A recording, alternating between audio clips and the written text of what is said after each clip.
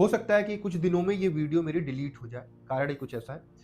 देखो, एक हादसा होता है बंगाल में। अगर शायद वो हादसा यूपी में होता तो आज आपको बहुत सारी न्यूज़ मिल रही होती। आप बैठकर मोदी और योगी को डिक्टेटर कह रहे होते और गाली दे रहे होते ट्विटर, इंस्टाग्राम और यूट्यूब सब जगह पर। लेकिन क्योंकि ये बंगाल में हुआ है तो सब जगह एकदम चुप्पी साध के सब लोग बैठा हुआ है। 26 जनवरी को वाव मोमोज में एक बहुत भयंकर आग लगती है उनके वेयर हाउस में। शुरुआती रिपोर्ट के मुताबिक 20 से 25 लोगों की मौत होती है। कई सारे मजदूर अंदर फंसे होने की आशंका होती है।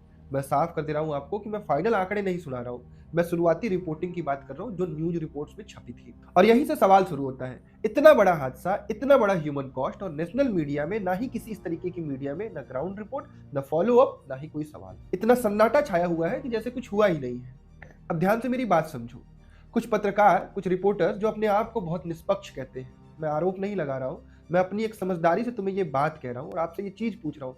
जैसे अभिनव पांडे का नाम सुना होगा, न्यूज पिंच जो अभी लेटेस्ट बहुत वायरल हुए हैं, लल्लन टॉप छोड़ कर आए थे, ध्रुव राठी, सब सब लोग जानता होगा इनको।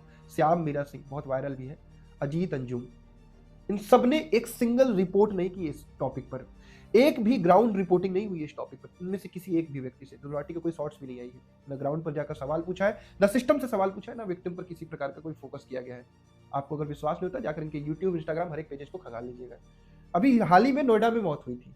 पूरी मीडिया मशीनरी, पूरी इस तरीके के यूट्यूबर जाकर वहां पर रिपोर्ट भी करते हैं। मुझे कोई दिक्कत नहीं उस चीज से, रिपोर्टिंग होनी चाहिए।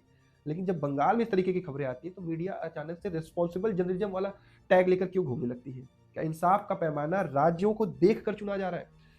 अगर सवाल पूछना सिर्फ राइट विंग की सरकारों से ही है तो उसे जर्नलिज्म मत कहो, उसे अपना कन्वीनियंस कहो भाई कि ये हमारा कंफर्ट जोन है। हमें सवाल सिर्फ सिर्फ योगी और मोदी जहां पे गवर्नमेंट चला रहा है उन्हीं से पूछना है। देखो, मैं ये नहीं कह रहा हूँ कि ये सब कुछ जानबूझकर छुपाया जा रहा है, मैं सिर्फ इतना बात कह रहा हूँ, इतने बड़े हादसे पर सभी लोग चुप क्यों बैठे हुए हैं? और सवाल पूछना मतलब बंगाल में अभी अपराध हो गया है। ये डिबेट पॉलिटिक्स की नहीं है मेरे भाई, ये उन मजदूरों की है जिनके नाम शायद ना आपको कभी पता भी नहीं चलेंगे, क्योंकि गरीब आदमी थे और सरकार बीजेपी की थोड़ी है। और अगर जांच में सब कुछ ठीक है तो सामने लाओ, और अगर नहीं है तो चुप्पी तो सबसे बड़ी बेईमानी हुई ना। कि जब कहीं और होता है तो आप बहुत चिल्लाते हो और जब यहाँ हो रहा है तो आप कुछ नहीं बोल रहे हो। मुझे तो सबसे बड़ा ताज्जुब तब हुआ जब अमित खिलोर सर की वीडियो अभी लेटेस्ट बहुत वायरल हो गए, आपके भी इंस्टाग्राम में आए होंगे। उन्होंने इसको रिपोर्ट भी किया था और बहुत ढंग से रिपोर्ट किया था। मैं उन्हें थोड़ा अनबायस्ड समझता था, वो सबके अच्छी तरीके से काम करते हैं। लेकिन उन्होंने भी वो वीडियो बनाया था, बहुत बढ़िया रिपोर्टिंग की थी उस पर, फिर उसके बाद उसको डिलीट किया, फिर एक पॉजिटिव वीडियो बनाया। फिर वहीं से मेरे मन में सवाल उठा कि इतनी ताकतवर है बंगाल की सरकार, ममता दीदी इतनी ताकतवर है। मेरे हिसाब से तो भाई देखो, मीडिया का काम सरकारों को बचाना नहीं होता है, मीडिया का काम होता है हर सरकार से बिना डरे सवाल पूछना।